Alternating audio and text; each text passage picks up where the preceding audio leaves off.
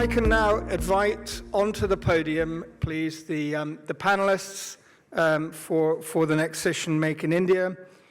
And the moderator of the session is Mr. Ananth Narayan, Regional Head Financial Markets, India and South Asia from Standard Chartered, who will introduce the panelists and also invite the speaker to take forward.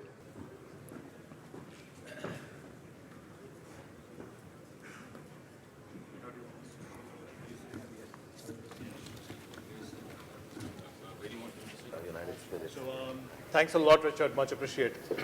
Good afternoon, ladies and gentlemen, and welcome to this very high-powered panel discussion on a topic which has captured the imagination of a lot of us in India and a lot of investors across the globe as well, which is Make in India.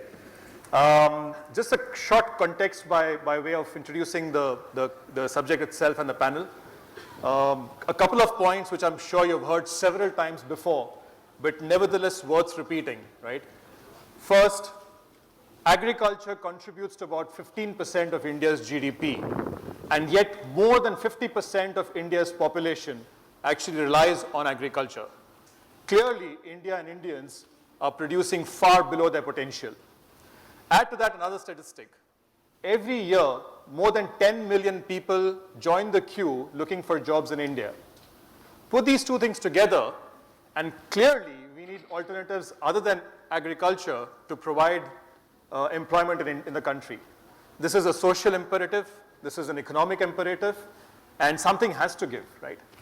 Now, the choice clearly has to be one of manufacturing, and what happens to manufacturing and job creation over the next few years will arguably determine whether we reap the benefits or actually squander the whole concept of the Indian demographic dividend.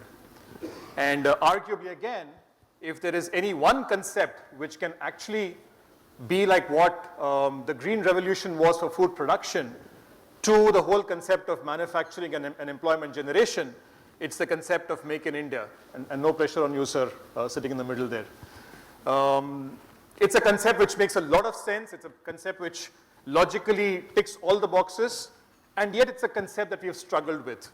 China, in the previous decade, added 75 million jobs in manufacturing and an equal number of ancillary jobs in services. We've got to do the same thing. Yet, it's been very disappointing that manufacturing as a percentage of our GDP has been in this 14 to 17% range for a long, long time. And at 16% of GDP, manufacturing only accounts for 12% of our workforce, which clearly isn't enough. So something has to happen. Now, Make in India has clearly shown a lot of promise. It's captured our imagination, as I said. And we're barely 2 weeks away, sir, since the first anniversary of the launch of Make in India. So it's a great time now to sit and review the whole concept of Make in India, to see how far we've gone. Has the narrative changed? Has the context on manufacturing changed? What are the success stories? And are there areas of concern?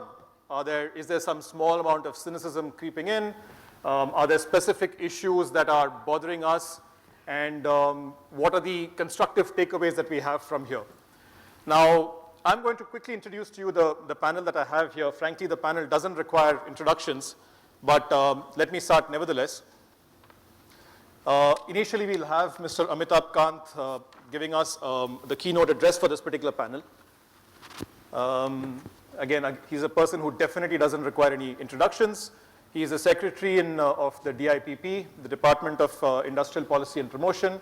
He's also the chairman of the DMIC DC, which is the Delhi-Mumbai Industrial Corridor. And we Indians fondly remember him as the credible man behind Incredible India. In fact, I would strongly advise you to read the book, which... Nice. Nice. And he's also the man in charge, squarely, of Make in India. So 10 years down the road, if it doesn't work too well, we know whom to hang. So he's a person right in the firing line. To my immediate left is, again, a person who doesn't require an introduction, Mr. Vipin Sondhi.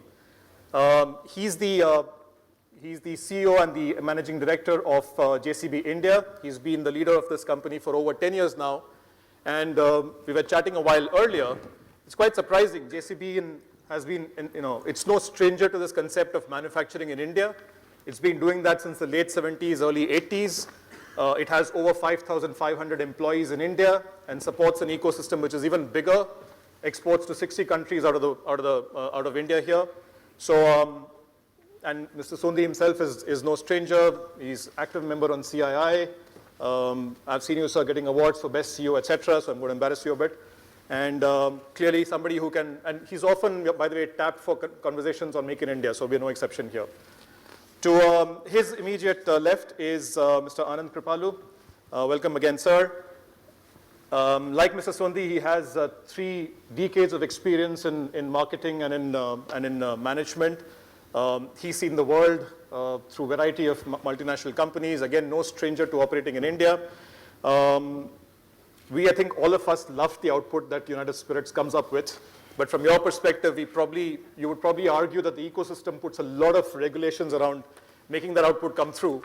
I would only argue, sir, that banking is actually more regulated than you are. So, just to make you feel better. But he's a CEO and MD of United Spirits. He's also a member of the Diageo Global Executive Committee. So welcome again, sir. Thank you. To Mr. Kant's immediate left, we have Mark Simpkins. He's the VP and General Manager for BAE Systems in the defense area, which is again a critical area for Make in India. And again, no stranger to the whole concept of manufacturing in India. I learned that BAE Systems has been associated with India for the past 60 years, ever since independence, in a variety of ways. They've had experience of the Jaguar, the Harrier, the Hawk, and more recently the M777 light howitzer guns. They also have this unique experience of dealing with joint venture partners in India, in the whole concept of manufacturing in India, both in the public sector with HAL and with the private sector with Mahindras and Mahindra. So that should be an interesting perspective that Mark can give us. Mark himself, as I said, has a wide range of experience in this particular area. And he's seen countries from Egypt to the United States. So he can also give us an interesting outside-in perspective of this whole concept. You're also partially an insider now, Mark. Viconte is an honorary Indian now. To his left, we have Nikhil Sani from the Yes Bank. Thanks, Nikhil, for joining in at short notice. Mr. Rana Kapoor was supposed to be here.